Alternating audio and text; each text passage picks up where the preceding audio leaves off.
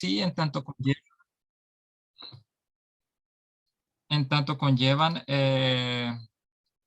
pues, ciertas intenciones de subordinación, jerarquización y sometimientos de unos a otros. Pero como en todo análisis, o sí, sobre la realidad, sea esta una realidad particular o general, siempre en todo análisis se contienen unos ciertos presupuestos. Es por eso menester dejar explícitos o poner explícitamente los que uno tiene como presupuesto. Y por lo tanto yo pues comienzo esta presentación con la... No sé si todavía se está viendo la pantalla. ¿Todavía ven la pantalla? Sí, señor. Está bien Ah, ahí. bien. Ok, Sí se entonces ve. yo voy a comenzar explicitando la perspectiva o lo que yo entiendo por la perspectiva del reverso histórico. Que por supuesto ustedes conocen el concepto, la expresión, la perspectiva del reverso histórico, ¿no? Que nos viene de la filosofía y la teología de la liberación. Esta perspectiva para mí sí es una perspectiva, déjenme ver si puedo quitar otra vez el resaltador, sí, aquí está. Esta es una perspectiva crítica y dialéctica. Es decir, que por un lado es consciente de la relación que existe entre ideas y experiencia concreta, o entre práctica y teoría, en el sentido de Horkheimer, ¿verdad? Como él lo expresa en su teoría crítica. Por otro lado, es crítica de cómo se establece esa relación. Es decir, es dialéctica porque conoce esa relación, teoría, praxis o experiencia e ideas, pero también es crítica en relación a cómo se establece esa vinculación entre ideas y experiencia. ¿Qué quiere decir esto? Quiere decir que la perspectiva del reverso de la historia es consciente de cómo en la historia social y en la historia del pensamiento humano se han desarrollado teorías, conceptos e ideas, y estas a su vez se han aplicado a la experiencia concreta y viceversa con un fin de dominio. En el caso específico de las ciencias políticas y de la teoría de las relaciones internacionales, esa relación y ese fin de dominio está mayormente presente. Aquí vale recordar lo que dice Immanuel Wallenstein a propósito del orden mundial moderno, que él llama, ¿verdad?, el sistema mundo, en su obra Universalismo Europeo. Él nos dice, el sistema mundo moderno no podría haber sido creado e institucionalizado sin el uso de la fuerza para expandir sus fronteras y para controlar grandes segmentos de su población. Sin embargo, una fuerza superior e incluso aplastante nunca ha sido suficiente para establecer dominación duradera. Los poderosos siempre han necesitado ganar algún grado de legitimidad para las ventajas y privilegios que vienen con la dominación. Y según él, esa legitimidad o legitimación por parte de los poderosos se da mediante el recurso a ciertas ideas legitimantes. Estas son las ideas de lo moral, es decir, lo que es para el poder o los poderosos, lo moral o los valores universales, las ideas de lo esencial, es decir, lo que es la esencia de las cosas, y las ideas del verdadero conocer, una cierta epistemología, ¿verdad? Pienso que esto es especialmente aplicable a la teorización actual sobre el gobierno mundial que se da en el campo de las relaciones internacionales. Es en relación con ello que desde esta perspectiva que se da en llamar el reverso de la historia, puede afirmarse y sospecharse que los discursos de la macropolítica, yo voy a referirme más adelante a qué es esto, y la teoría de las relaciones internacionales sobre el gobierno mundial esconden ciertas ideas o supuestos teológicos filosóficos que sirven de base para proponer y legitimar una cierta forma de comprensión del orden mundial. Se trata de ideas que tienen su origen, de nuevo repito, en la filosofía griega y en el pensamiento también cristiano antiguo. Para la perspectiva del reverso de la historia, entonces, de lo que se trata, por lo tanto, es de sacar a la luz esos supuestos en su origen. En este sentido, Se puede también afirmar que la perspectiva del reverso de la historia procede de una forma similar a como ocurre con el método genealógico de Nietzsche. Esto lo mencionaba el compañero que expuso la vez pasada. Recuerdan que él mencionó el método genealógico de Nietzsche. ¿Y cuál es ese método o ese procedimiento genealógico? Para Nietzsche, la moral contemporánea es una moral que nos viene del mundo cristiano antiguo que tiene influencias platónicas. Y esta es una moral que se ha invertido para el mundo cristiano y platónico antiguo. La moral creativa, la moral que ofrece la libertad, la moral del Señor fue transformada por la moral del esclavo. Y esto sucedió a través de los judíos, y en este caso Jesús específicamente. La moral del esclavo empezó a llamar, por ejemplo, valores como el bien o el mal, o estos conceptos, los transformó para referirse a cosas que al esclavo le servían para oponerse al agresor. Pues bien, en mi caso particular, tal como yo entiendo el reverso de la historia, comparte el procedimiento de buscar conceptos, ideas en sus orígenes, pero difiere de Nietzsche en tanto que esto se hace desde la perspectiva del reverso de la historia, es decir, desde la perspectiva del así llamado insignificante, ¿verdad? Tal como Gustavo Gutiérrez en algún momento llamó a aquellos que son oprimidos, el insignificante, entre comillas. Para él, para Gutiérrez, no, el insignificante no es una categoría ontológica, sino que el insignificante es aquel que es tratado como insignificante por un sistema, ¿no? Pues este método para mí, o este procedimiento genealógico, pues tiene que ver más bien con esa perspectiva del insignificante frente a la perspectiva nietzscheana de que es más desde la perspectiva del Señor, por decirlo de alguna manera. Entonces, para concluir esto de la perspectiva, quiero decir de que es una perspectiva que es consciente de su supuesto, es decir, de sus teorías, conceptos e ideas, de sus estrategias de conocimientos, de sus métodos y de sus sospechas o hipótesis. Y estos son los lentes a través de los cuales se analiza y evalúa la realidad en general o en particular. Y aquí lo que pues estamos analizando es el discurso de la macropolítica y la teoría de las relaciones internacionales sobre este concepto gobierno mundial. Vamos a ver entonces ahora qué nos dicen estos discursos y estas teorías.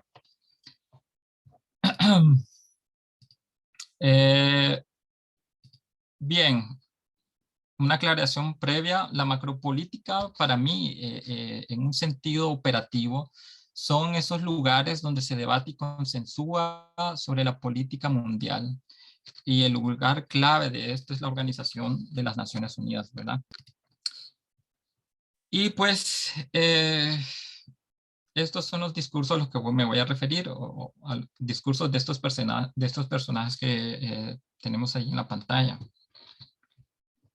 Los discursos sobre la necesidad de preservar el orden mundial actual o de crear uno nuevo, como el profesor Duque ya mencionó, pues están a la orden del día. Por ejemplo, y voy a dar aquí los ejemplos, el canciller alemán, recientemente, el canciller alemán Olaf Scholz, en su discurso de Davos de hace unos días, va a decir que en la guerra de Ucrania lo que se está jugando no es solo Ucrania, sino, y aquí cito, el sistema de cooperación internacional que fue diseñado luego de 2 guerras mundiales devastadoras. Según él, Putin quiere que regresemos a un orden mundial en el que el poder dicta lo que es correcto. Un mundo en el cual la libertad, soberanía y autodeterminación simplemente no son para todos. Y ahí cierro la cita. Scholz nos dice más adelante en su discurso. Más aún, es un intento de hacernos retroceder a una época donde la guerra era un instrumento de hacer política. Por su parte, el reconocido abogado y miembro fundante del Observatorio del Premio Nobel de la Paz, Friedrich Heffermehl, en una carta dirigida a los primeros ministros de los 5 países nórdicos, recomienda que los 5 países nórdicos en conjunto tomen la iniciativa, y aquí cito, la iniciativa para activar los objetivos de democracia global y seguridad colectiva de la Organización de las Naciones Unidas. La recomendación de GFML también se hace en vista de la guerra en Ucrania, la cual en su comprensión muestra una vez más que el mundo es un mundo violento. Y aquí cito, como una ciudad con pandillas brutales que deambulan constantemente por las calles, saquean y luchan con armas pesadas. Últimamente, entonces, lo que está en juego tanto para Scholz como para GFML es el asunto del orden. Este concepto, como veremos, el concepto de orden, es una clave para entender cualquier propuesta de gobierno mundial. Ahora bien, la preocupación por el orden internacional no es nada nueva. Y en algunos documentos que le he enviado al profesor Duque y al grupo, allí esta idea aparece allí. Pues bien, no es nada nueva. Se descubre así en el pasado reciente y en el pasado más lejano. Respecto al pasado reciente, se puede decir que el tema de la necesidad de la creación de un nuevo orden mundial resurge con fuerza en el siglo XXI en los discursos de lo que yo llamo la macropolítica. Así, por ejemplo, en la Organización de las Naciones Unidas, se ha señalado en diferentes ocasiones la necesidad de reordenar o cambiar el sistema de relaciones internacionales debido a la supuesta disfuncionalidad de este. Una de esas ocasiones fue en el año 2015, durante el 70 aniversario de fundación de las Naciones Unidas. En esta celebración, los presidentes Barack Obama, Xi Jinping, Vladimir Putin y el entonces ministro de Exteriores, Frank-Walter Steinmeier, se refirieron a la necesidad de transformar el sistema internacional actual. Obama diría en esa ocasión que el sistema enfrenta la amenaza de la anarquía y por ello la acción colectiva es importante.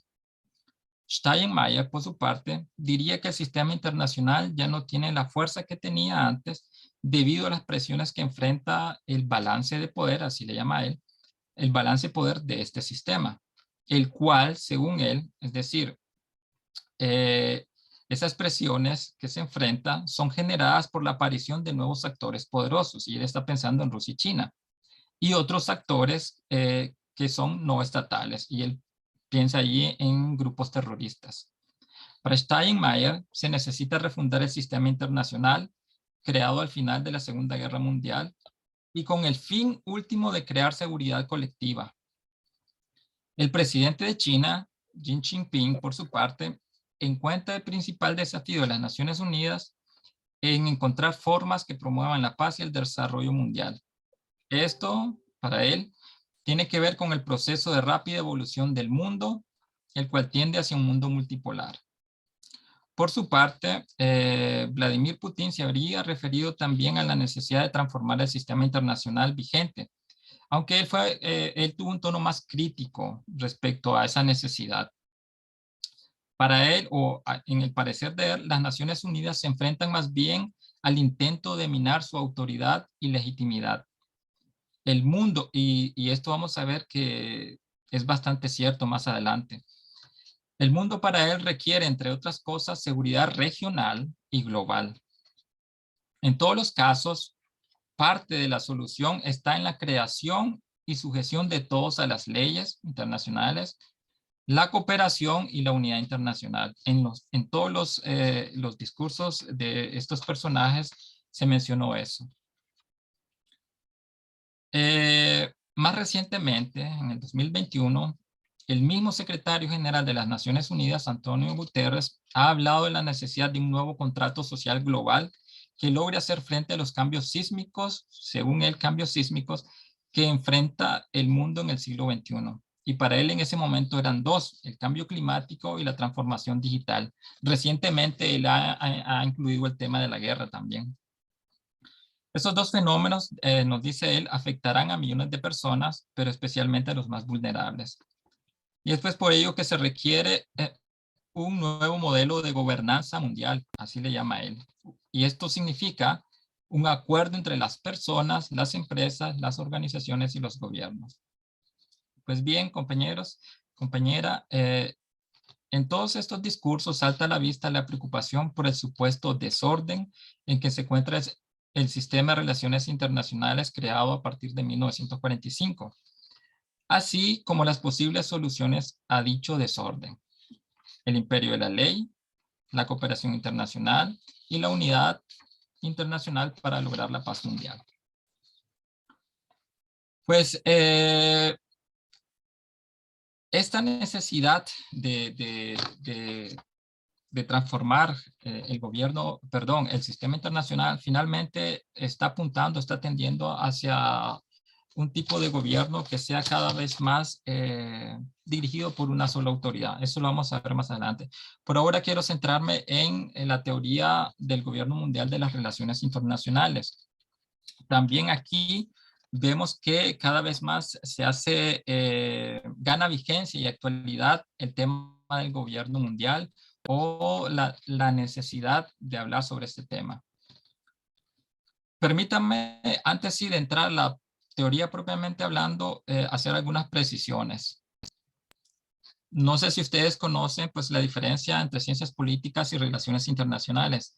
En realidad no hay diferencia. La única diferencia que existe es que las relaciones internacionales es un área de investigación de las ciencias políticas. En otras palabras, las ciencias políticas es el paraguas bajo el que se cobijan áreas de investigación tales como la política pública, el marketing político, los partidos políticos y las relaciones internacionales, entre otras. Y algunos conceptos que son centrales en la teoría de las relaciones internacionales, que tienen que ver más específicamente con el tema de la relación entre gobiernos, aunque hoy se habla también en relaciones internacionales, se está hablando cada vez más de las relaciones entre las sociedades para influirse mutuamente en el tema de la democracia. Pero bueno, originalmente y con más fuerza, el principal asunto es el de las relaciones entre los estados. Y tres conceptos son importantes para las relaciones internacionales, o los más importantes. Uno es el balance o equilibrio de poder, la seguridad colectiva y el gobierno mundial. El primero hace referencia al balance o equilibrio de poder, hace referencia al acto de un Estado frente al incremento de poder militar o tecnológico de otro Estado. Es decir, un Estado que observa que otro ha incrementado su poder, buscará la manera de incrementar el suyo propio. Esto último tomará la forma de carrera armamentista, investigación, expansión tecnológica y alianzas. Es decir, el balance de poder para algunos críticos no permite un cierto orden internacional porque termina en esas cosas: carrera armamentista y gasto exorbitante en tecnología, y en muchas ocasiones termina en alianzas, pero también esto no mantiene estable el sistema internacional. El segundo concepto es el de seguridad colectiva. Aquí podemos pensar más o menos en el sistema que tenemos actualmente en las Naciones Unidas, que es el Consejo de Seguridad. El concepto de seguridad colectiva hace referencia entonces a la participación de los principales actores de poder de un sistema en el mantenimiento del orden de ese sistema o en la regulación de ese sistema. Y el ejemplo, de nuevo repito, más concreto es el Consejo de Seguridad de las Naciones Unidas. Aquí se dan las 5 naciones con derecho a veto ahí. Las principales naciones son las naciones que tienen poder nuclear y el mayor desarrollo, digamos, en diferentes áreas tecnológicas. Y ahí está Rusia, China, Inglaterra, ¿qué más? Canadá y Estados Unidos. Y Estados Unidos, exactamente. Bien, y el gobierno mundial hace referencia a una idea y una propuesta también de una humanidad unida bajo una autoridad política común. Aquí hay que mencionar que esta idea o propuesta en la teoría de las relaciones internacionales, sin embargo, toma diferentes formas, pero dos son las principales y nos vamos a referir a ella en lo que sigue. La teoría del gobierno mundial o el Estado mundial versus la teoría de la gobernanza mundial. Estas son las dos principales teorías de gobierno mundial que existen en las relaciones internacionales. Y ¿qué es o qué nos dice la teoría del gobierno mundial de las relaciones internacionales sobre el Estado mundial? Bien, en el Estado mundial, podemos pensar en esto para hacerlo, para simplificarlo, en una monarquía mundial, donde la autoridad es centralizada en una sola persona y esta persona decide, digamos, cómo tratar a sus subalternos. Suponiendo, ¿no?, de que no hay diferentes estados, sino un solo gobierno mundial, lo que existen son subalternos. La preocupación central de esta teoría, entonces, de inicio, es la paz y la guerra entre los estados.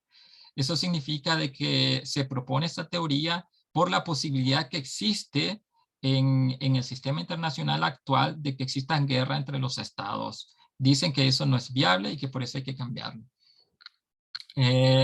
Pero los principales argumentos sobre la necesidad, y aquí Alexander Wendt, que es un politólogo, un politólogo inglés, él habla de que un Estado mundial es una consecuencia lógica de la situación actual del mundo. Él dice, el armamento nuclear o la era nuclear necesariamente, es decir, inevitablemente nos va a llevar a un Estado mundial. Porque ya no es posible poder disuadir a una potencia nuclear de que no quiera pues hacer valer sus intereses sobre otros. Ahora, si los intereses contrapuestos es contra otra potencia nuclear, esto nos va a llevar a la desaparición de la especie. Entonces, dice él, necesariamente tenemos que pensar en una única autoridad central que pueda tomar cartas y determinar sobre cualquier tipo de potencia cuándo ésta debe actuar o no debe actuar, o cuándo deberíamos actuar en contra de una potencia nuclear. Y pues la otra preocupación, y que también es un argumento sobre la necesidad de esto, es la carrera armamentista. Dicen, bueno, en un sistema internacional donde ya no solo el armamento nuclear, sino que hay muchas tecnologías modernas que hacen la guerra de una manera, por un lado, más eficiente, dirán ellos, ¿no? Pero por otro lado, más peligrosa. Entonces, no es posible estar constantemente invirtiendo en nueva tecnología o un nuevo armamento que es elaborado con la tecnología de punta del momento, ¿no? No es posible sostener eso. Entonces, dice, eso también nos lleva a la necesidad de un Estado mundial. Y por último, siempre en relación íntima con todo ello, es la lógica de la anarquía. En este orden internacional que vivimos, es necesario un Estado mundial porque los estados soberanos siempre van a seguir su propio interés. Y en ese sentido siempre va a prevalecer la anarquía en el mundo porque cada quien va a hacer lo que quiere como Estado soberano, ¿verdad? Y en ese sentido hay una lógica de la anarquía que nos lleva inevitablemente a la necesidad de un Estado mundial. Pues ya hablé sobre la forma o el aspecto de este Estado mundial, una autoridad centralizada, el establecimiento de una ley mundial para todos, ¿no? Que todos sigan. Y eso significa al mismo tiempo el establecimiento mediante la ley de una policía mundial. Suponiendo que ya es efectivo este Estado mundial, que ya no existen otros estados, ahora lo que existirían entonces no serían gobiernos, por así llamarlos, rebeldes, sino criminales. Criminales individuales que ahora pues el monarca, sus leyes y su policía van a decidir qué hacer con este criminal. Las críticas que se le hacen pues vienen desde el tiempo de Kant. Estas son digamos, las primeras dos son dos críticas que vienen de Kant y la última viene, pues, ahora se me escapa el nombre, de un autor reciente también de las relaciones internacionales. Ahora se los voy a decir, ahorita no lo recuerdo. Pues bien, Kant decía de que que es imposible pensar en un Estado mundial o un gobierno mundial al estilo monárquico por el problema de la tiranía. Dice, todo Estado mundial últimamente termina o existe la gran posibilidad de que termine en tiranía, en tanto nadie le va a pedir cuentas a este monarca mundial. Otra crítica es el tema de la distancia. Este Estado mundial es inviable. ¿Por qué? Porque entre más los conflictos se desaten, entre más lejos se desaten los conflictos, lejos de donde está el monarca y lejos de donde esté el establecimiento de esa policía central, por decirlo de algún modo, pues va a ser menos posible de que se apliquen las leyes, ya sea en su justa medida o en su correcta distribución. Pues bien, los representantes de esta teoría del Estado mundial, que está dentro de las teorías de las relaciones internacionales, son Dante, ahora me voy a referir más adelante a Dante, Charles Castells y Alexander Wendt. Vamos a pasar a la otra, que es la teoría de la gobernanza mundial. Esta es otra teoría del gobierno mundial, pero esta se le llama teoría de la gobernanza mundial. Para esta teoría, la principal preocupación es la seguridad internacional, ya no solo el tema de la guerra entre estados, sino la seguridad internacional en temas económicos y políticos militares también. Aquí, a favor de esta teoría, bueno, sí, a favor de esta teoría de gobernanza mundial, que es en realidad una forma de concebir la autoridad mundial como un tipo de autoridad federal republicana. El argumento institucional es más autoridad y legitimidad a las instituciones existentes. Ya tenemos unas instituciones y lo que se necesita es darle más autoridad. Y eso significa, últimamente, hasta donde yo puedo investigar en la literatura que he revisado, yo creo que muchas veces sin hacerlo muy explícito o sin ser muy conscientes, los que lo proponen este tipo de, de autoridad mundial, siempre va a terminar en un tipo de centralismo monárquico. Pero bueno, se escapa con la cuestión de decir de que no, que se mantiene toda la estructura que existe y lo único que se necesita son que las instituciones funcionen mejor y con más fuerza. Entonces el aspecto que toman es el federalismo republicano y la única crítica o la crítica más fuerte que se le hace a esta teoría de gobierno mundial o a esta teoría de la gobernanza mundial son la crítica de los estados villanos. ¿Qué significa eso? Significa de que según Wendt, criticando a David Held, él dice de que puede ser que en un estado federal hay una autoridad central que regula diferentes estados federados, pero de que van a haber estados federados que algunas veces van a querer imponer sobre otros estados sus propios intereses, ¿no? Y estos estados que quieren imponer sus propios intereses seguramente van a tener los medios para ello. Y él está pensando, por ejemplo, en la realidad actual de que si ciertos estados que tienen poder nuclear lleguen a ser parte de ese estado federado, pero hay ciertos intereses que hacen que estos estados atropellen a otros estados que no tienen ese poder. Estos estados conocidos como estados villanos lo van a hacer sin que nadie los pueda detener, porque nadie controla su poder, ¿verdad? O el poder de estos estados llamados así villanos. Entonces, no es posible, es inviable tener, según Wendt, es imposible o es inviable esta idea de la gobernanza mundial como un sistema federalista, porque el tema del poder tiene que ser regulado y para eso se necesita centralización. Pues bien, esas son las dos principales teorías. No sé si hasta aquí pues me he dado a entender. Si, tal vez si alguien quiere aclaración en algo, podemos detenernos aquí, hacer una pausa y después seguir con la cuestión de los presupuestos filosóficos teológicos de todo esto.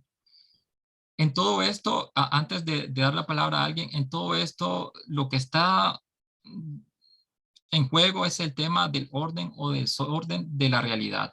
Y en este caso la realidad política, que de fondo sí es una realidad ontológica, diría yo, filosófica, teológica.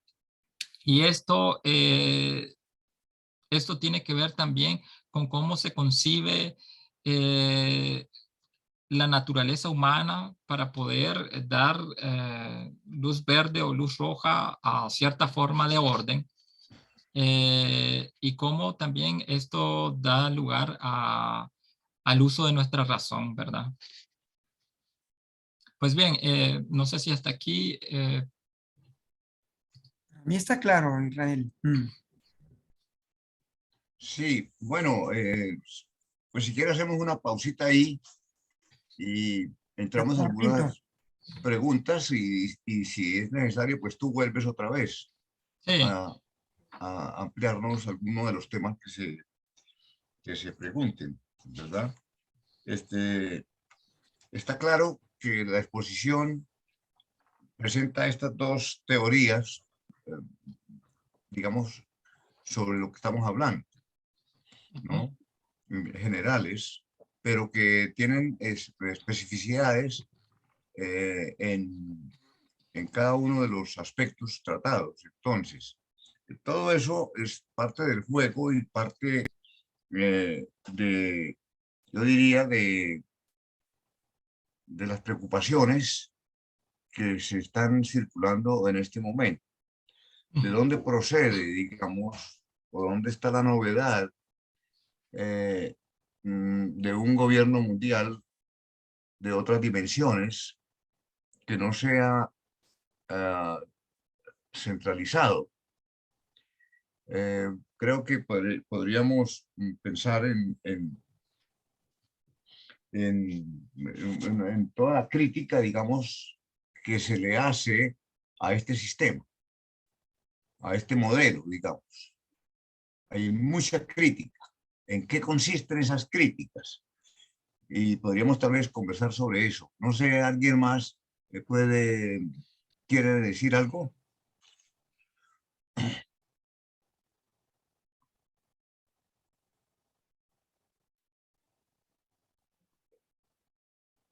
pues si no hay algún otro comentario o ahorita inquietud, tal vez pudiéramos tomar eso que dice el profesor Duque. ¿Aló? ¿Sí? Sí, sí, te estamos escuchando, Moisés. No, yo estaba Sí. pensando es en la viabilidad actual de cara a lo que está pasando en este momento en el mundo, ¿cierto? De la viabilidad de cualquiera de las dos propuestas, tanto del Estado mundial como de la gobernanza mundial, siendo que la tendencia actual del mundo es hacia la multipolaridad, ¿cierto? Es un mundo multidimensional.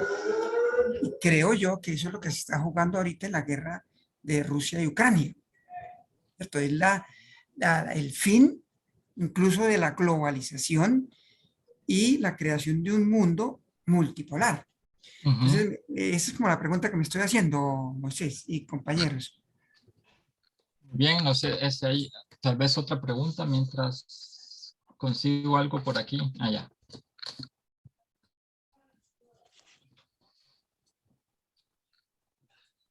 No sé si hay alguna otra inquietud ahí.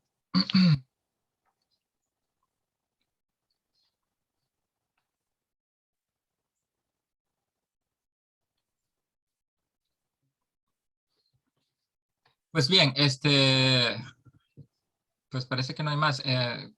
Pensemos en la inquietud del profesor Duque sobre las críticas al modelo actual. Pues recuerden que todavía tenemos la cuestión de los supuestos que están detrás de estas dos teorías. ¿Qué supuestos son los que están, supuestos filosóficos y teológicos, o qué presuposiciones, ¿no? Eso vamos a tratar todavía. Pero bueno, refiriéndonos a esas dos cuestiones, la crítica que se le hace al sistema internacional actual, y aquí específicamente las Naciones Unidas, ¿no? Como mencioné al principio, la necesidad de transformar el sistema internacional actual o de buscar un nuevo orden internacional, pues está en la mira tanto en los líderes o los representantes de gobierno de Estados Unidos, Alemania, China, Rusia. Está en realidad en todos, porque casi la mayoría de los discursos de los países industrializados estuvo eso en esa reunión.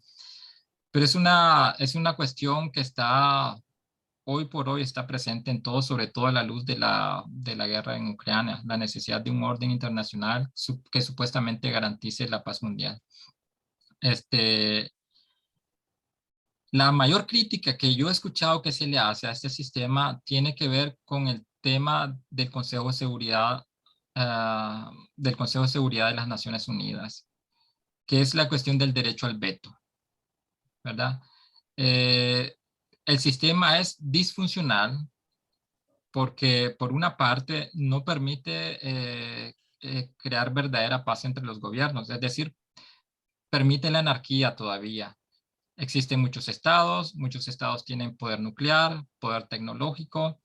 El sistema como tal, y bueno, en realidad fue un sistema liberal que algunos le llaman la Pax estadounidense.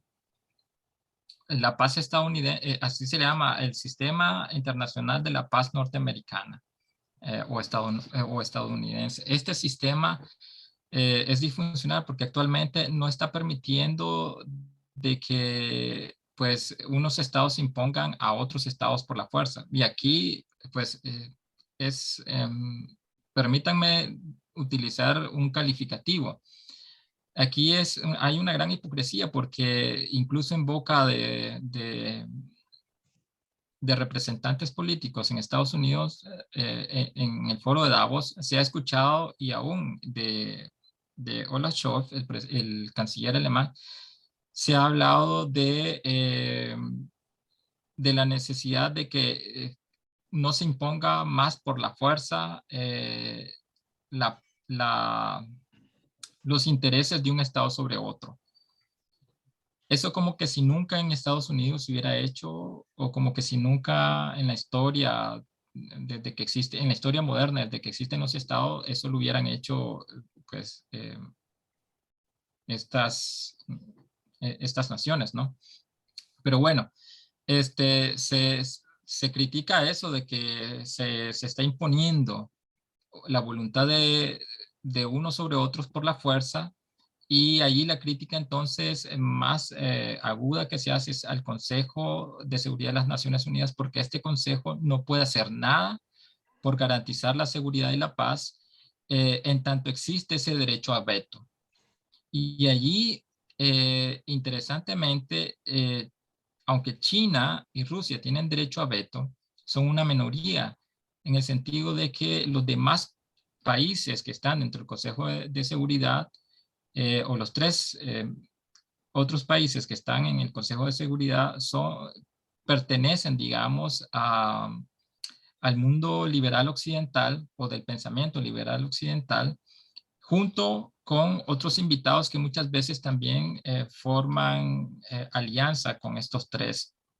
Ustedes saben que hay 10 países más, ahorita no sé cuáles son actualmente, pero además de los 5 del Consejo de Seguridad, se invita como invitados a 10 países más, y estos países muchas veces en las últimas votaciones que se han dado han estado siempre a favor de estos países que no son China ni Rusia. Entonces, esa es la mayor crítica. Existen otras críticas, ¿no? Que tiene que ver con el sistema internacional de justicia, en temas de justicia económica, en temas actualmente o más recientemente, la cuestión de no se pudo a través del sistema internacional actual poder regular o poder administrar el tema de las vacunas, por ejemplo, para el COVID o manejar toda la cuestión de la pandemia, etcétera, etcétera. Pero esas son críticas para mí secundarias. Lo más importante para mí es la cuestión del sistema de vetos. Eso por una parte. Por otra parte, ¿cuál era la cuestión de Amílcar? Recordámela, Amílcar, por favor. Yo hablaba de la multipolaridad a la que se está moviendo el mundo y que yo creo que ya es una realidad. Digamos, no se puede desconocer ahorita que hay polos comerciales y que va de la mano del poder militar, ¿cierto? En el mundo actual, ¿no? El caso de China, Ujú, de Rusia, ¿cierto? Y de los BRICS, ¿no? Que es un bloque muy fuerte donde evidentemente hay una puja muy fuerte en este momento por que el mundo sea efectivamente multipolar y que está pujando por el fin de la unipolaridad, ¿cierto? De las políticas de los Estados Unidos. Como tú sabes, en la ONU, Estados Unidos se pasa por la faja las decisiones de la ONU, ¿cierto? Estados Unidos interviene militarmente, bloquea, establece sanciones comerciales. Mira, para la muestra un botón, ahorita las sanciones que en bloque el mundo occidental está imponiendo a Rusia, eh, se ha pasado por la faja a la ONU, no han sido consideradas en la ONU. Entonces me parece a mí que, y qué decir, y ni qué decir de la OEA, ¿cierto? Que ha sido, pues, desde hace, en los últimos años, Estados Unidos hace lo que ha querido con la OEA, ¿cierto? Y ahorita existe una tensión muy fuerte para la próxima cumbre, ¿cierto? De que se va a hacer en Los Ángeles. ujú. Hay resistencia de parte de algunos países donde México y Bolivia ya han dicho que no van a asistir a la reunión en Los Ángeles a menos que, ¿cierto? Sea una reunión que realmente incluya a todos los países americanos. Entonces yo voy a eso, Moisés, la cuestión de la multipolaridad. Sí, mira, yo creo que ahí hay que, de hecho, Olaf Scholz, el canciller alemán, en ese mismo discurso en el foro de Davos, él decía algo muy interesante. Él decía, ahora con la guerra en Ucrania podemos ver lo que significa la multipolaridad, dice. Pero si multipolaridad significa eso, no deberían contar con nosotros, dice él. Entonces, lo que pasa es que en ¿A qué se Occidente, refería él? Scholz, ¿cómo? a qué se refería él, el canciller alemán, Él con se eso? refiere a que a la cuestión de la anarquía en el mundo, la Ajá. multipolaridad, tal como lo ven en Occidente, pero a través de ese discurso se nota con bastante claridad, es que la multipolaridad significa de que hay diferentes poderes y no hay un solo poder que regula a los demás, no hay una sola ley que regula a los demás. Entonces, de que siempre va a haber ese estado de anarquía donde unos se quieren imponer sobre otros por la fuerza. Entonces él estaba pensando que en la multipolaridad en ese sentido, ¿no? En un sentido anárquico. Aquí, y eso es lo que voy a hablar en la segunda parte, todo eso tiene que ver con una cierta idea y unos ciertos conceptos de orden que definitivamente nos dirigen hacia la necesidad de un gobierno mundial en el sentido más monárquico. Pero eso, bueno, por supuesto, yo estoy en contra de eso por ciertos argumentos que tengo, pero es una tendencia en Occidente, creo yo. De todos modos, la multipolaridad, recuerden de que, y eso es lo que dicen muchos teóricos ingleses o anglosajones, dicen que la multipolaridad ya existía antes de la Primera Guerra Mundial, ¿verdad? Antes de, creo que fue el Pacto de Varsovia. Y a partir de la formación del Estado Nacional, en el siglo finales del 17, comienzos del 18, pues se creó un mundo de múltiples poderes, o por lo menos en el pensamiento de estos autores, ¿no? Y cuando llegamos a la Segunda Guerra Mundial, lo que se creó fue una bipolaridad. Aunque se intentó con la formación de las Naciones Unidas, que superaba la Liga de las Naciones, fue la antecesora de las Naciones Unidas. Entonces, con las Naciones Unidas se superaba, digamos, todas las debilidades de tener un mundo que no era regido por un organismo central. Las Naciones Unidas dio un paso más, en tanto creó seguridad colectiva. Y aquí tenemos los tres conceptos principales de los teóricos de las relaciones internacionales sobre el gobierno mundial. Se dio un paso adelante, en tanto se creó seguridad colectiva que no existía en la Liga de las Naciones, pero y, y sin embargo se mantuvo el mundo en bipolaridad. Desapareció la multipolaridad, estábamos ahora también en una mejor situación porque ahora eran dos polos nada más, no eran muchos polos, sino dos polos. Entendido muchos polos como cada gobierno, ¿no? Entonces, y en este mundo de bipolaridad existía de alguna manera un balance o equilibrio de poder en tanto los dos poderes tenían armamento atómico. Esta multipolaridad, entonces, para Occidente no es tan bien vista. Para Scholz, en su discurso, y él lo deja ver claramente, se necesita algo más. Hay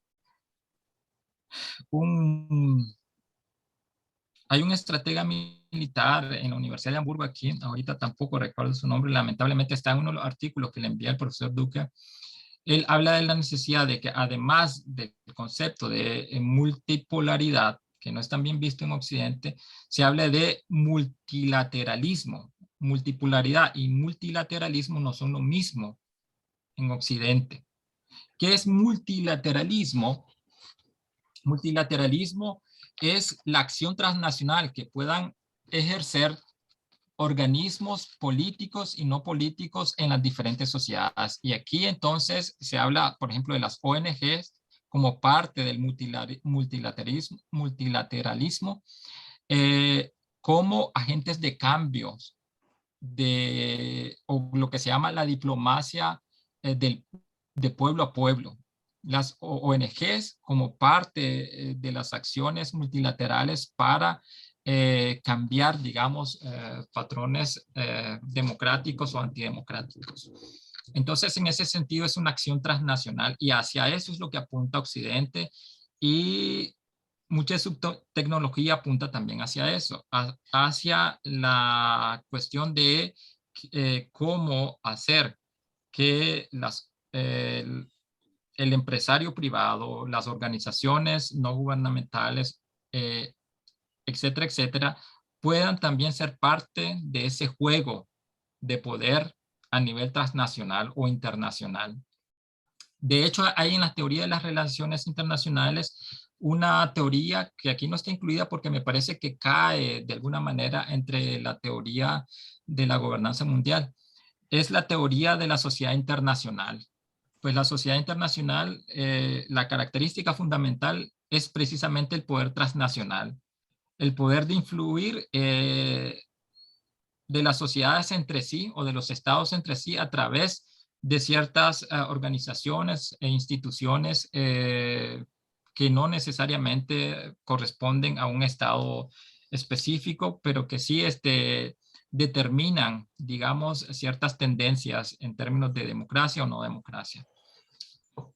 Y eso es que, pues, es lo que hace para Scholz y Occidente, diría yo, que la multipolaridad pueda ser aceptada si y solo si se complementa con el tema del multilateralismo. Pues bien, eso es más o menos el tema del multilateralismo. No sé si respondí allí a tu pregunta todavía. Sí,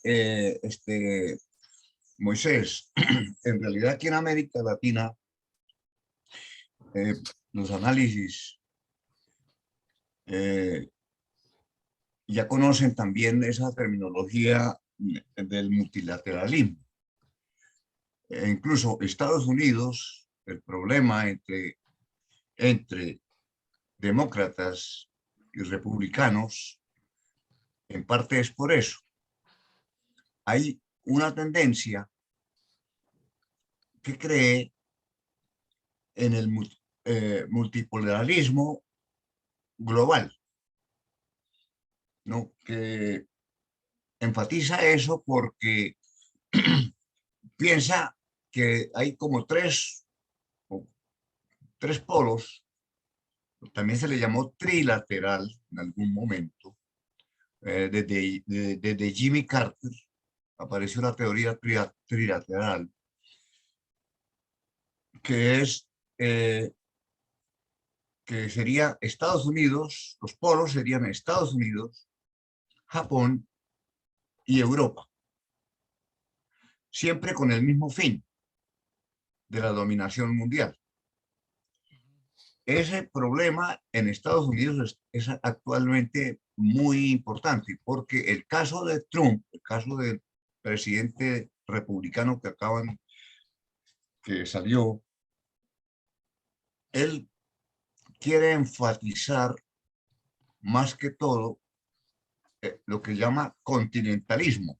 Es decir, el continentalismo es una teoría o una política de Estados Unidos que diría que recobra a Monroe otra vez América para los americanos. No, es tomar fuerza en esto, pero no,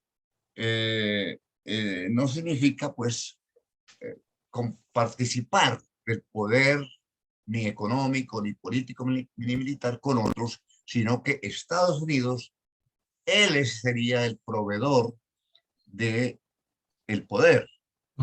En este caso, algunos analistas dicen en la actualidad, por ejemplo, lo que está pasando en Ucrania es nuevo en muchos aspectos, y uno de los aspectos que dicen, que enfatizan, es que Europa ha perdido su rol completo de poder ser tal vez un polo. Y fíjese usted que Estados Unidos acaba de invitar a Colombia a darle el visto bueno a Colombia para que integre como miembro externo la OTAN. Y es los Estados Unidos.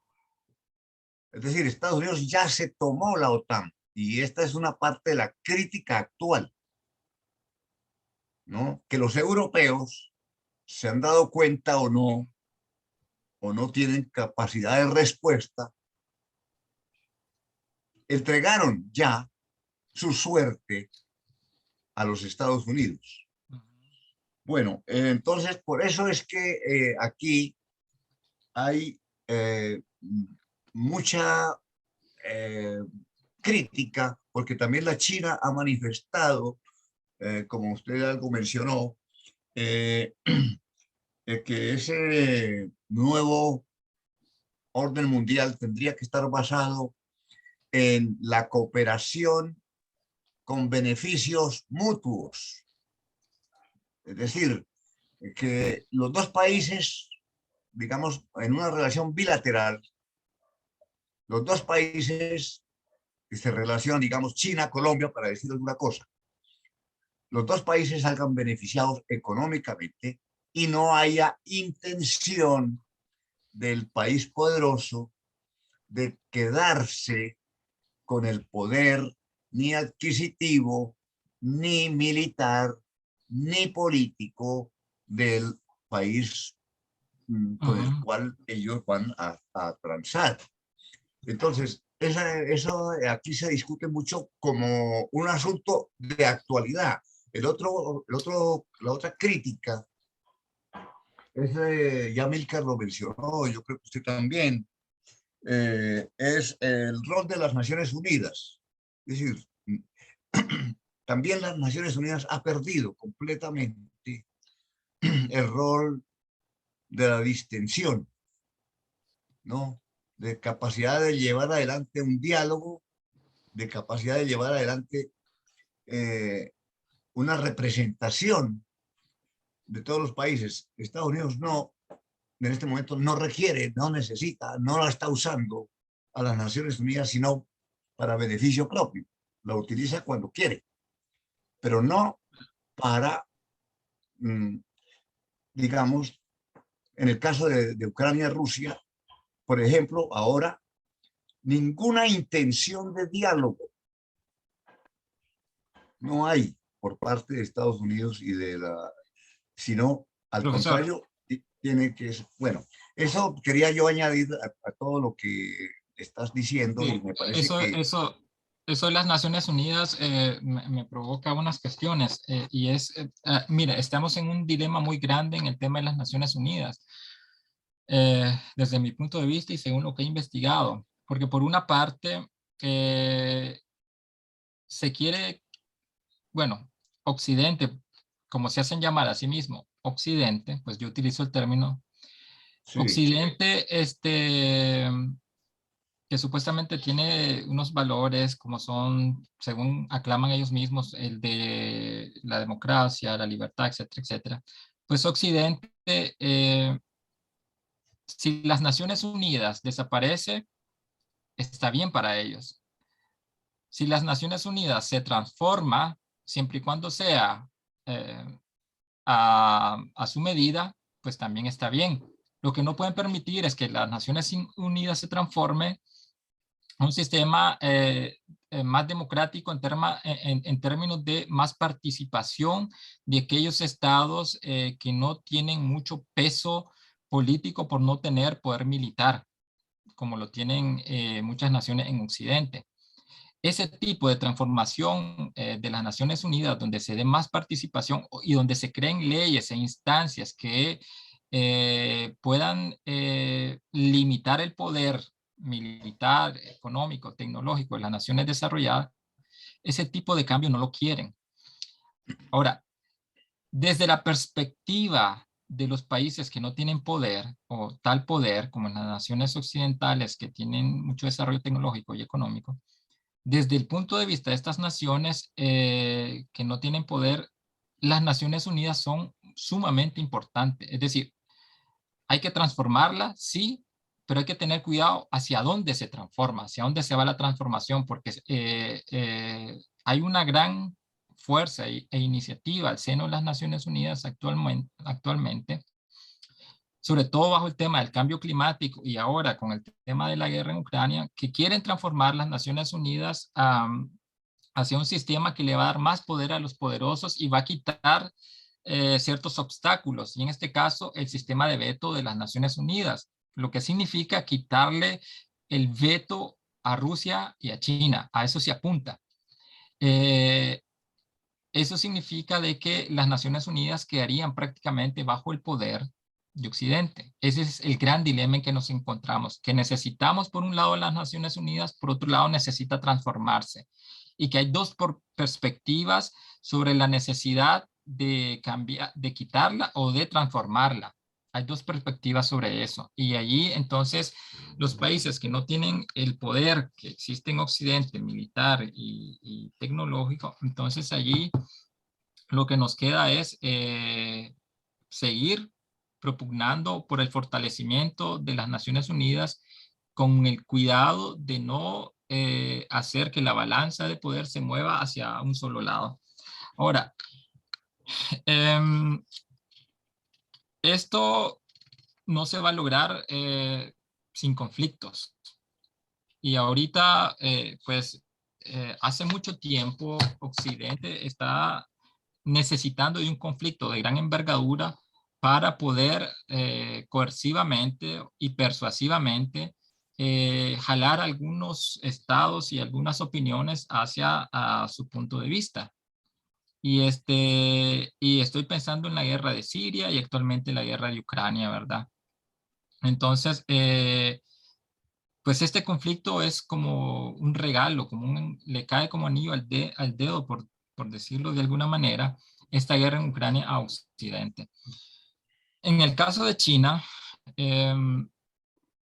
China yo creo que es el mayor obstáculo actualmente para esa transformación que se quiere dar de las Naciones Unidas y de todo el sistema internacional. China ha jugado con todas las reglas del juego, por ejemplo, de la OMC, con todas las reglas de juego, excepto una, que no tiene el tipo de democracia que quisieran ver en Occidente, porque tienen un partido único, etcétera, etcétera. Y eso es la excusa para Occidente para decir, China es un país autocrático y necesitamos que cambie y que juegue de acuerdo a las reglas del juego, entre comillas, democrático.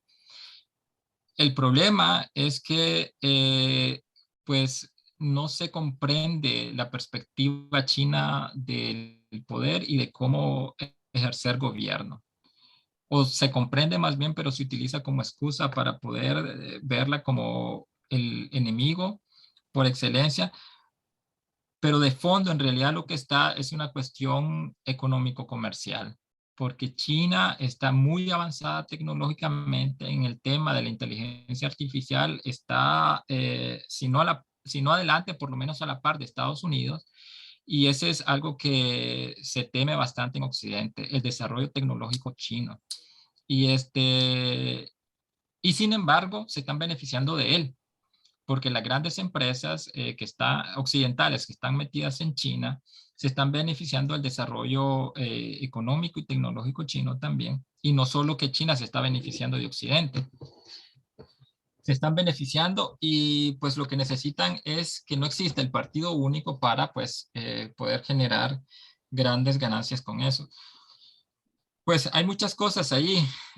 Actualmente sí, yo creo y hago mi apuesta de que Occidente está apuntando finalmente a un modelo de relaciones internacionales al tipo de la Unión Europea, más federalista, digamos, donde las relaciones transatlánticas o, digamos, los actores transatlánticos, Estados Unidos y la Unión Europea, sean los líderes de este gobierno mundial, por llamarlo así, o de este nuevo sistema de orden internacional.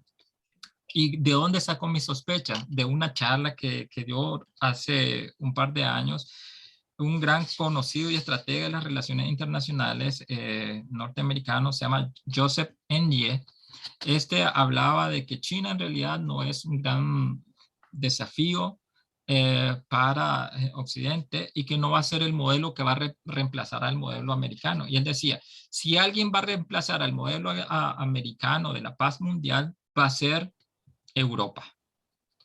Y yo creo que desde Obama se está intentando cada vez más darle más rol a la Unión Europea, no solo para utilizarlo como punta de lanza frente a todos los conflictos, o para utilizarlo como el policía bueno y el policía malo de la película, ¿verdad? Porque siempre el policía malo es Estados Unidos y el policía bueno es la Unión Europea.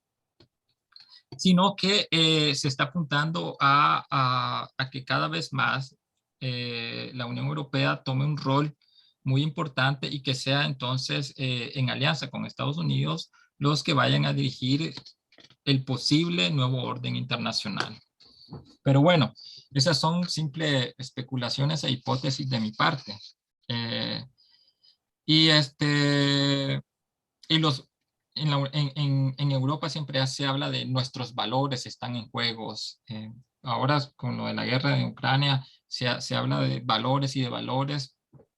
Y, y eso en contraposición a los valores de otras regiones, sobre todo China.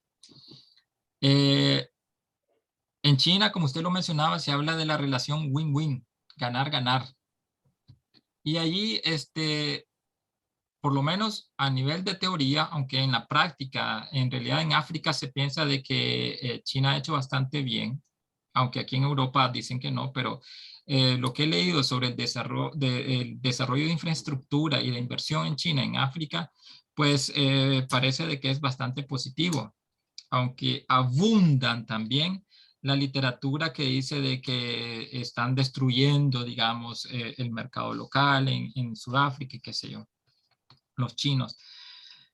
Pero la mentalidad china es otra. Esa del ganar, ganar, responde en alguna medida o en gran medida a la mentalidad o a la filosofía china que está sustentada en Confucio, ¿no?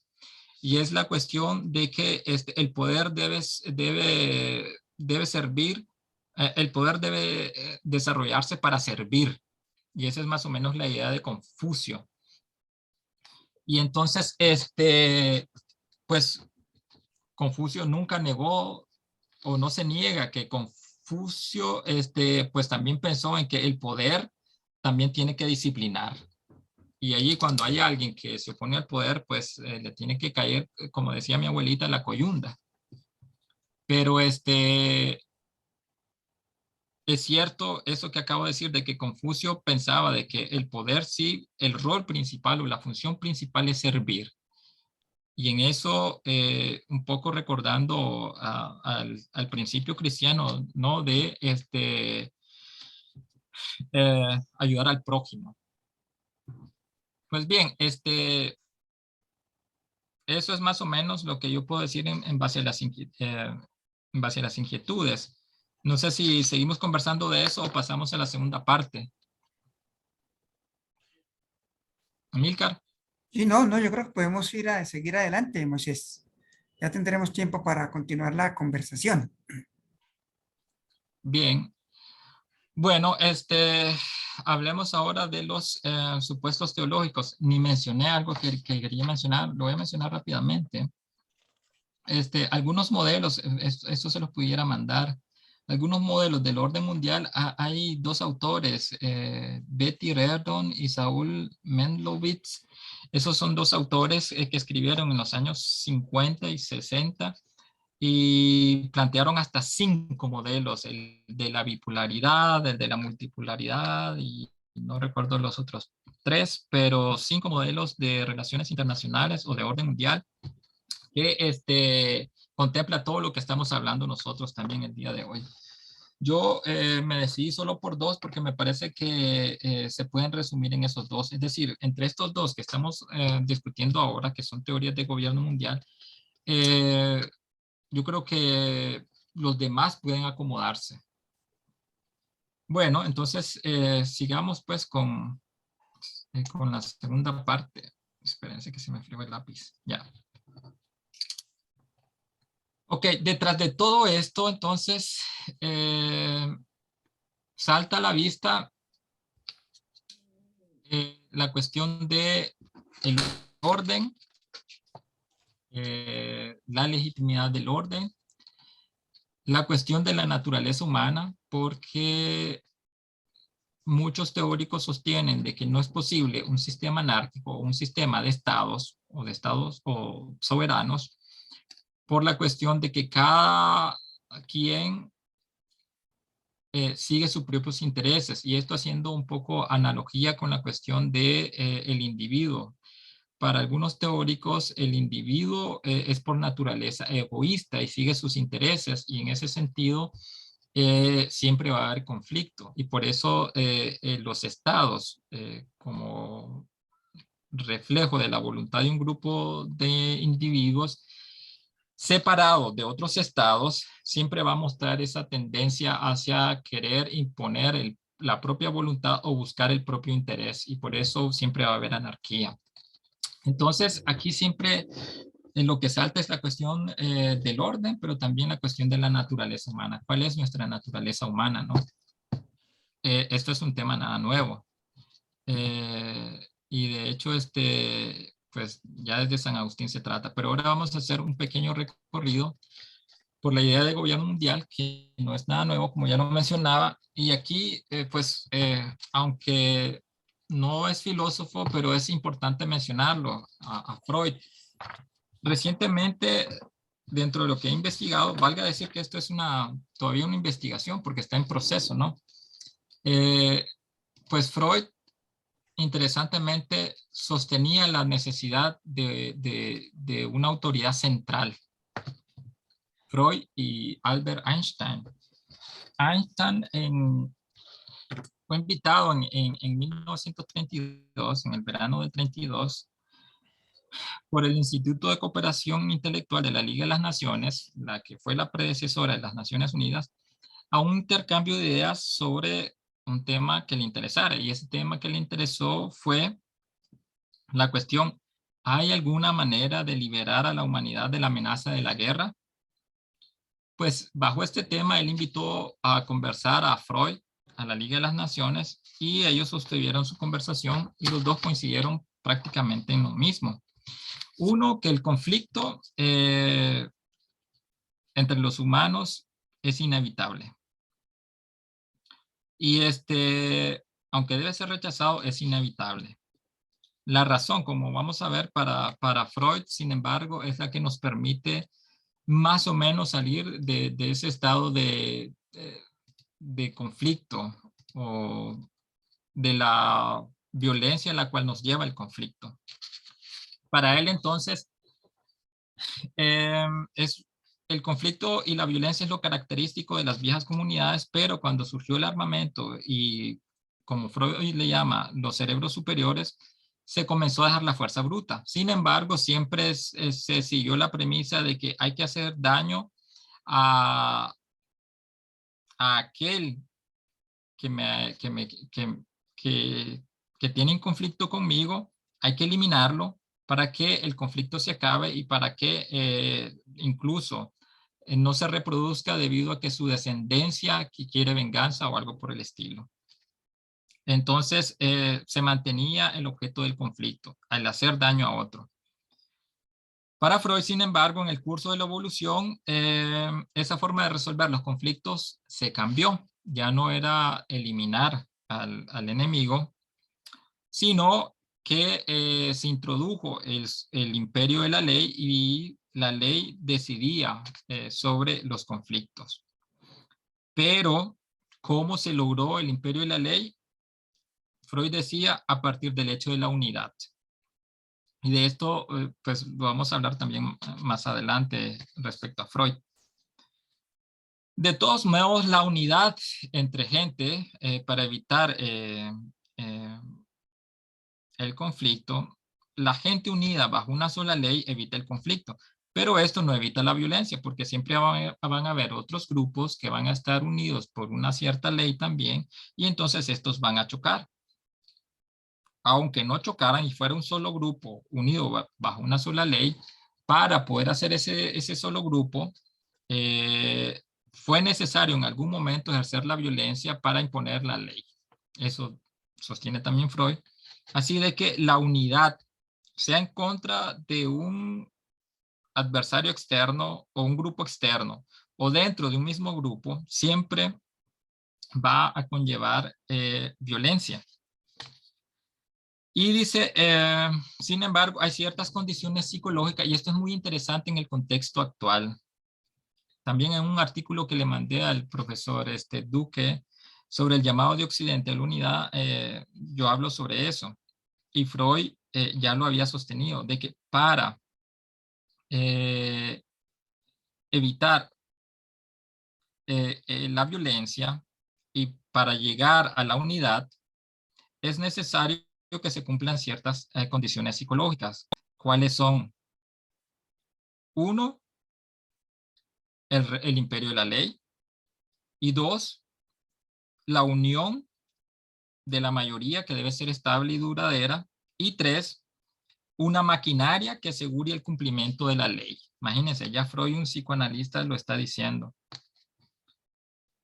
De todos modos, siempre va a haber elementos de inestabilidad en un estado. Así que la ley debe ser constantemente ajustada cada vez más en las nuevas condiciones. De todos modos, dice Freud, debe admitirse que también la guerra sirve para allanar el camino en búsqueda de la paz duradera.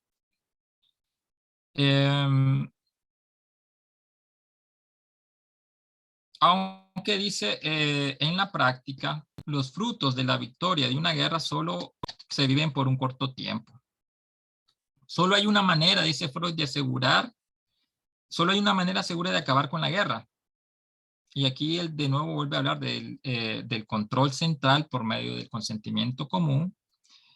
Y este control central como el que tiene la última palabra en cada conflicto de interés. Además, se requeriría una Corte Suprema de Justicia y una fuerza ejecutiva adecuada. Sin embargo, de fondo de todo eso, nada de eso va a funcionar, dice Freud, si no existen los factores de cohesión de una comunidad. Estos son los lazos de sentimiento, él le llama lazos de sentimiento, que es identificarme con el grupo. Y por eso hoy por hoy mucho se habla en Occidente, pero en diferentes partes del mundo también, de la unidad. Miren, aquí voy a levantar una cuestión como especulación, pero también como posible camino a investigar, y es la cuestión de la unidad de las religiones. Por una parte, es cierto de que el tema de la unidad de las religiones se propone como camino a evitar el conflicto. Ahora, pero ¿cuál es el contenido de todo eso? ¿Y desde dónde salieron esas propuestas?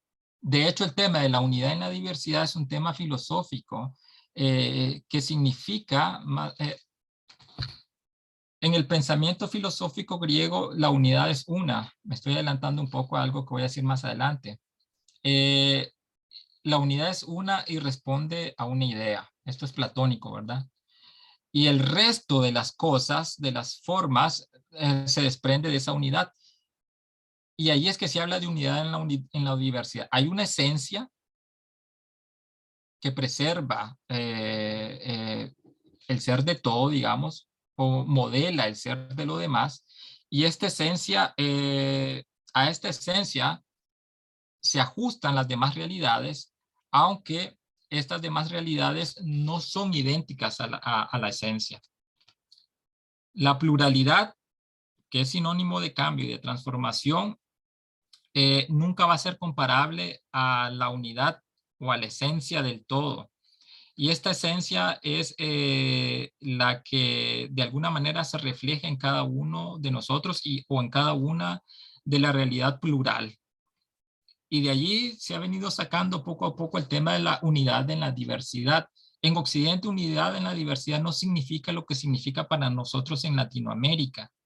No significa de que nos unimos en la práctica para hacer un trabajo de una manera muy romántica, lo hablamos, ¿verdad? Porque así debe ser, y en las reuniones ecuménicas lo hablamos, y somos diversos al mismo tiempo, mantenemos nuestra diversidad. En Occidente y en la academia occidental, unidad en la diversidad no significa eso. Unidad en la diversidad en estas latitudes significa ustedes corresponden a mi esencia, aunque son una pluralidad que se ha desprendido de mí de una manera no idéntica y que en algún momento van a llegar a ser idéntica a mí, a la esencia a la que les corresponde ser. Se han separado de mí, pero todavía no son como lo que deberían ser, como la esencia que deberían ser. La esencia está en cierta forma de manifestarse, pero no está en toda la pluralidad. Entonces, Eurocentrismo, ¿no? Una forma de eurocentrismo. Exactamente, eso es la unidad en la diversidad por aquí. Y cuando desde estas latitudes en Latinoamérica nos hablan de eso, nosotros pensamos muy bonitamente de la unidad en la diversidad como respeto y tolerancia. Eso es algo completamente diferente. Por lo menos si lo estudia uno filosóficamente, ¿sí? Todo un supremacismo, realmente. Exactamente. Y a eso, el ecumenismo está lleno de conceptos. Incluso el mismo concepto de unidad debe ser cuestionado, porque es la unidad tal como se concibe desde una cierta teoría filosófica, que es la que se mantiene en ciertas mentalidades académicas por acá, que se transmite a ciertos agentes, por decirlo así, agentes de cambios o agentes ecuménicos, que estos después transmiten a otras latitudes. Entonces, ahí uno debe tener mucho cuidado con qué significa unidad en la diversidad y otros temas que ahorita pues no cabe tanto, pero creo que era importante referirse a eso. Pues bien, Sigmund Freud habla de eso, ¿no? De los factores de cohesión de una comunidad, la compulsión violenta y los lazos de sentimiento. Eso para hablar de Freud. Ahora Kant. yo creo que Freud de alguna manera tomó de Kant, aunque no idénticamente, por supuesto. Kant se opone a la idea de un Estado mundial, pero no a la idea de gobernanza mundial. De hecho, él fue el primero de proponer una forma de gobierno mundial de tipo federalista, ¿no? Él, en su idea para una historia universal en clave cosmopolita, se opone a la idea de Rousseau de que el Estado, bueno, yo le llamo Estado nacional, él le llama Estado doméstico, es un retroceso moral para la humanidad. Es lo que sostenía Rousseau. Para Kant no. El Estado lo ubica Kant en la historia de toda la especie, como un desarrollo lento. El Estado es un desarrollo lento, ¿no? Un desarrollo lento pero constante de las capacidades racionales originales de la humanidad, ¿no? La naturaleza para Kant utiliza la insociabilidad del ser humano para motivar progreso moral. En ese sentido, la guerra para Kant es un medio para lograr ese progreso moral. Así que, según Kant, un Estado federal es el resultado inevitable de la historia humana. Esto lo sostiene en La Paz Perpetua. Y esto se logra porque todas las mentes racionales, una vez que han logrado cierto grado de racionalidad, van a buscar la paz y van a buscar esa forma de Estado federal. Así de que la racionalidad dicta la formación de un Estado federal para Kant. Y esto significa, sí, sin embargo, y aquí hay que tener mucho ojo, porque con todo lo bonito que suena la proposición de Kant, es interesante de que es la racionalidad la que supuestamente finalmente o últimamente nos va a llevar a la paz, en tanto racionalmente vamos a decidir por un Estado federal. ¿Cuál es el peligro de esto? Sí, de que se habla de grados de racionalidad. Cuando alcancemos cierto nivel de racionalidad, cuando salgamos a la mayoría de edad. Y esto entonces crea seres menos racionales y seres más racionales. Esto es otro tema y otro presupuesto que también viene en la filosofía griega. Y esto entonces, la propuesta de Kant es una propuesta jerárquica y de alguna manera también, diría yo, etnocéntrica, donde hay ciertos sujetos que son más racionales que otros y por eso pueden convivir mejor que otros, etcétera, etcétera, ¿verdad? Pues bien, eso en cuanto a Kant. Para Rousseau, otra vez es lo mismo. Siempre hago clic sin querer.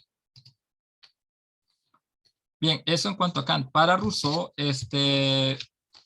pues él se opone al Estado, digamos, se opone a la idea de un gobierno mundial porque para él es irrealizable. ¿Es irrealizable en qué sentido?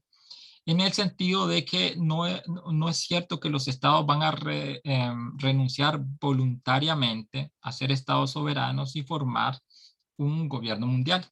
Él dice, eso es irrealizable, no se va a permitir, y sobre todo porque la sociedad ha corrompido tanto el estado de inocencia humana a tal grado que le ha hecho incapaz de descubrir su verdadero interés.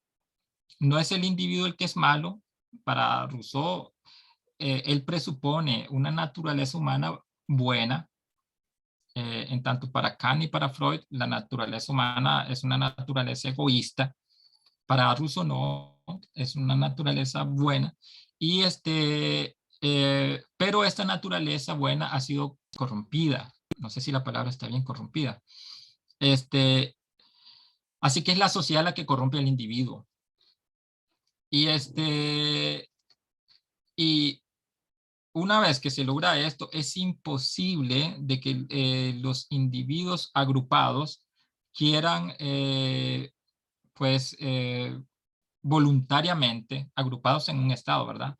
Voluntariamente quieran ceder su forma de organización para crear un solo gobierno mundial. Él piensa, de todos modos, que es más viable una federación, pero de todos modos esta federación solo se conseguiría mediante una revolución. Y esto traería más mal que bien finalmente. La solución para Rousseau entonces está en las sociedades bien gobernadas, sociedades que son gobernadas moralmente, con ejemplo moral y qué sé yo. Estas son las que logra que el Estado, aunque él no apoya la idea de Estado soberano, pues solo este Estado soberano que es dirigido por buenos gobernantes lograría que haya paz en un estado, pero también paz entre los demás estados y idealmente los demás estados también son gobernados moralmente.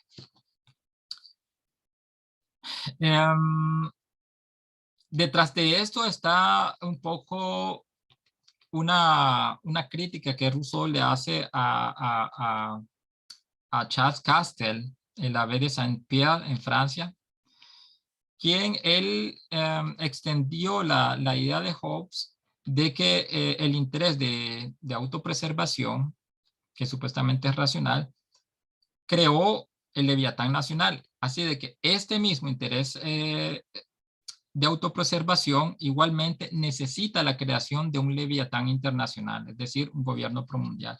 Y aquí es donde Rousseau reaccionó y dijo pues de que un gobierno mundial es inviable. Para Hobbes se opone de alguna manera, Castel interpretó, bueno, extendió las ideas de Hobbes porque Hobbes no pensaba en un gobierno mundial, sino que él defendió la necesidad de un Estado soberano. Él sí él sostiene de que las múltiples o las mutuas vulnerabilidades e intereses racionales conducen a los individuos a deponer su libertad en el estado de naturaleza, es decir, en un leviatán. El Estado, dice Hobbes, es el mal menor de los individuos. Así que un gobierno mundial es innecesario. Él afirmó más o menos la idea, la retomó Kant después, pero él fue uno de los primeros, o el primero que afirmó la posibilidad y eficacia de una liga de mancomunidad. Y él, pues más o menos con el argumento de la racionalidad también defendió esa idea o ese concepto, ¿no? Hobbes estaba reaccionando a Dante Alighieri, el que escribió la Divina Comedia, que fue el que propuso de la manera más brillante el ideal de una monarquía universal. Para Alighieri, la guerra y todos sus males se podrían acabar si todos los humanos poseyeran un solo monarca, es decir, un gobierno bajo un único gobernante. Y aquí él sigue a Aristóteles también al afirmar que la unidad de la humanidad se deriva de un fin compartido, un propósito o función para desarrollar y realizar completa y constantemente el potencial intelectual distintivo de la humanidad. Nuevamente el tema de la razón y de la unidad está presente en Dante, pero esta vez con el fin de un solo gobierno mundial. Pues bien, San Agustín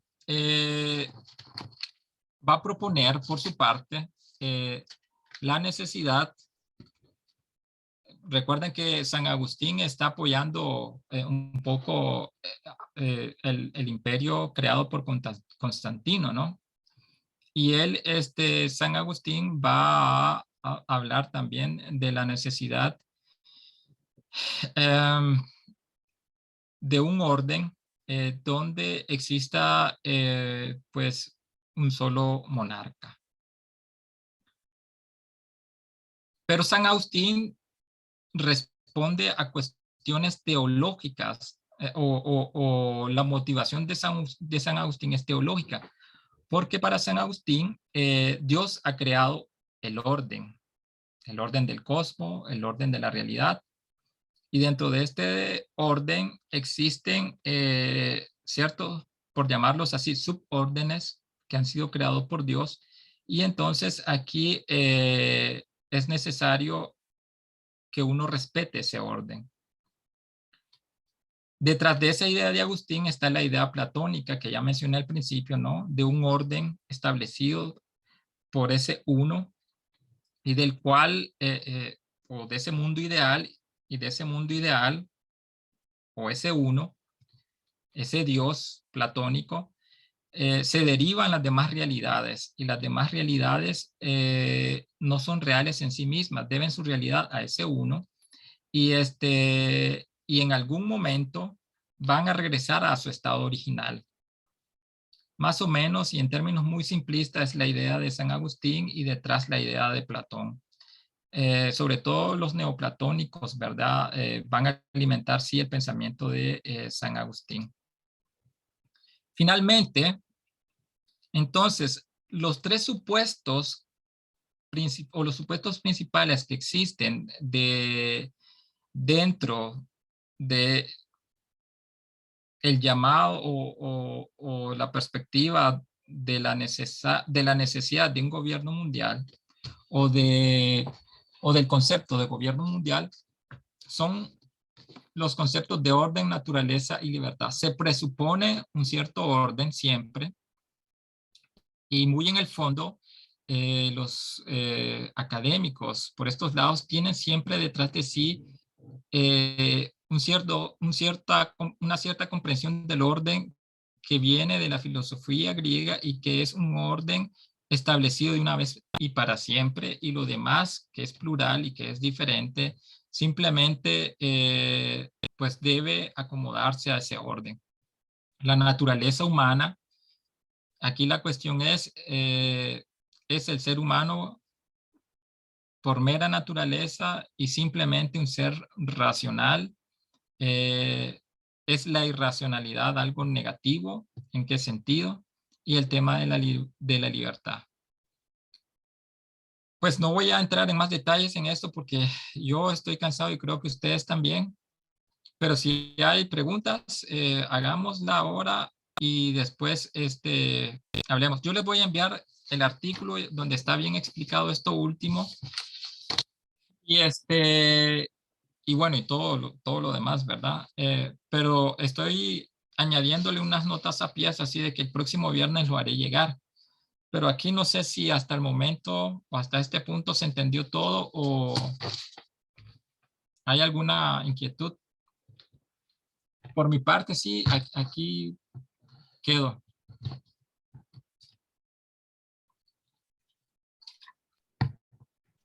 Muchas gracias, Israel.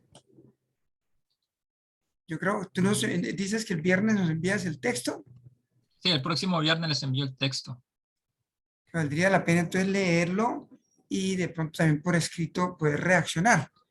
¿O qué piensas, José? Porque ya son las 6 de la tarde y tú debes estar ya trasnochándote mucho. Ya es la Ya 1. son que la una, imagínate. Sí, Sí, sí, yo estaba pensando que la propuesta de Sergio estuvo muy atinada en este sentido, porque ya son, sí, 2 horas y se cansa uno también.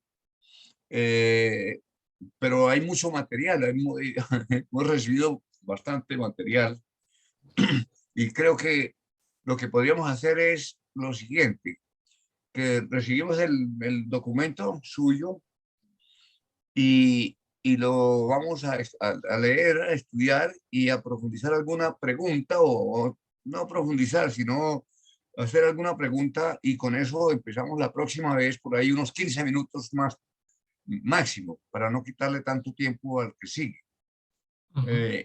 Eh, ¿Les parece que podría ser así? De acuerdo, de acuerdo. profesor, a mí me daría pena si quitarle a Sergio tiempo.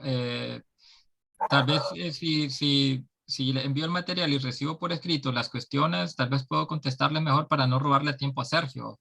No sé. La idea mía, Moiso, es que para entrar como en calor, digamos, o como en una anamnesis de la charla anterior, podamos, como para romper el hielo, digamos, podamos hacer algunas observaciones o preguntas o aclaraciones de no máximo 15 minutos, como Ah, para que bueno. diga, Si vos bueno, seguimos con te esto, parece bien. seguimos con lo otro, y así sucesivamente. Ok. Va a Sí. ser Bueno, para por ampliar, mí solamente está bien. para encarrilar la conversación. Sí, sí. Yo no creo que voy a hacer algo por escrito, pero sí podría plantear varias preguntas para la próxima ocasión. Y yo creo que no es un tema agotado, no se va a agotar con esta presentación, porque vamos a seguir sobre el mismo tema Ujú. varios domingos. Entonces, va a volver a salir cuestiones y Moisés vamos a decir, sentado unas bases teóricas desde lo filosófico y lo teológico también. Entonces, ya con esas bases generales, pero bien establecidas, digamos, podemos continuar la conversa y esto no, como digo, no termina ahora, no hemos cerrado, no vamos a cerrar, simplemente continuaremos conversando y aquí en adelante. Más preguntas saldrán cuando otros participen sobre lo mismo. Sí, porque vamos a ir ampliando conocimientos y ampliando dudas y sospechas también. Por lo menos sí, profesor, y compañeros y compañeras, les pareció claro, porque algunas veces Pura expresar vida, conceptos. ¿Cómo? pura vida, pura vida. No, estuvo muy bien. Bueno, Muchas gracias, pues Israel. eso Bueno, si ya hubo muchas, claridad, sí me alegro. Bueno, gracias, compañero. Ya no, tengo, me estoy muriendo gracias del a sueño. usted. Muy buen esfuerzo, Moisés, muy bueno. Tu esfuerzo de darnos una visión, yo diría que histórica del pensamiento, porque ahí la teoría es, el repaso que hiciste es un pensamiento histórico, digamos, que se fue desarrollando y sobre todo gran parte en la Edad Media. Ujú, Sí, exactamente. es decir, y ya en la modernidad, el paso a la modernidad, que fue, varios de esos autores son de ese talante, digamos. Entonces le agradecemos En mucho. realidad, profesor, solo para decir algo rapidito, de la modernidad, de la Edad Media a la modernidad, hay continuidades y pequeñas discontinuidades, pero esencialmente se siguen los mismos presupuestos.